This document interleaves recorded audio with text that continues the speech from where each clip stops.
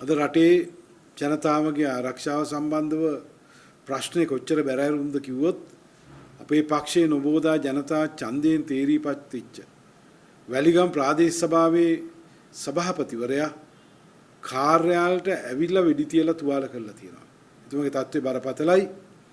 අපිට මතකයි එතුමා මේ ප්‍රාදේශ සභාවේ ඡන්දෙ තියද්දී ඇතුලේ නොඑක් කලබල ඇති වුණා. මැරකල්ලි ඇවිල්ලා එතුමා සභාපති වෙන්න වට විරුද්ධව කටයුතු කරා. മന്ത്രിවරු අතුරුදහන් වුණා. ඉතින් එවැනි වාතාවරණයක් යටතේ තමයි මේ සභාපතිවරයාට වෙඩි තියලා තියෙන්නේ. තමයි අද රටේ ජාතික ආරක්ෂාව විශාල ප්‍රශ්නයක්. මේ රජයේ යටතේ මේ අවුරුද්ද ඇතුළත විතරක් මෙවැනි සිද්ධීන් 100කට වැඩි වෙලා තියෙනවා. 50කට වැඩි ජීවිතක්ෂයටපත් වෙලා තියෙනවා. අද මම හිතන්නේ ප්‍රජාතන්ත්‍රවාදීව දේශපාලනය කරන්න ආපු දේශපාලන පක්ෂයක සභාපතිවරයෙකුට මෙසේ වෙඩි තියලා තියෙනවා. එන රටේ ආරක්ෂාව සම්බන්ධව විශාල ප්‍රශ්නයක් මෙතන මතුවෙනවා. මම ඉස්සෙල්ලා කිව්වා වගේ මෙතන මතක් කරන්න ඕන මෙතුමා සභාපති වෙද්දී එදා ඇති වෙච්ච ක්‍රියාකාරකම් ඇතුලේ ගහගත්ත 200ක් සෙනගගෙන ආවා. മന്ത്രിවරු අතුරුදහන් වුණා. ඉතින් මේ වගේ තත්ත්වයක් තියෙන්නේ රජය මං හිතන්නේ ආරක්ෂාව සම්බන්ධව වගකීම බාර ගන්න ඕන කියලා අපි මෙතනදී ප්‍රකාශ කරනවා. වැලිගම් ප්‍රාදේශ සභාවේ සභාපතිවරයාට වෙඩි තියලා බොහොම අසාධ්‍ය තත්ත්වෙන් හිටියා. දැන් අපිට ආරංචිලා තියෙනවා එතුමා ජීවිතක්ෂයටපත් වුණා කියලා. මම හිතන්නේ මේ රජය මේ ආරක්ෂාව සම්බන්ධව කියනවා දිගින් දිගටම කිව්වා.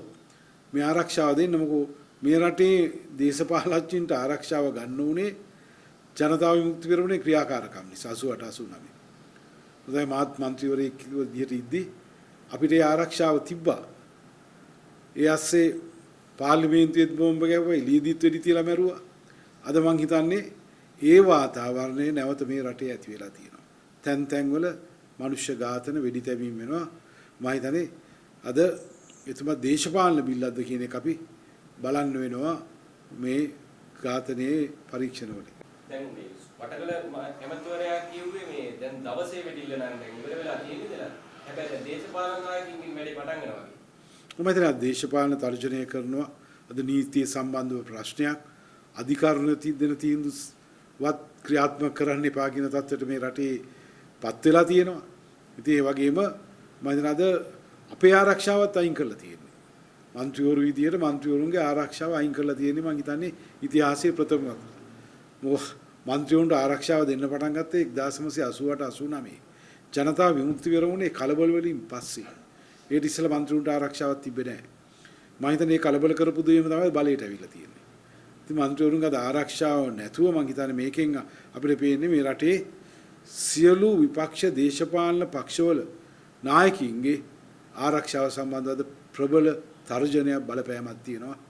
ඉතින් රජයට අපි කියනවා රජයට ආරක්ෂාව දෙන්නත් බෑ.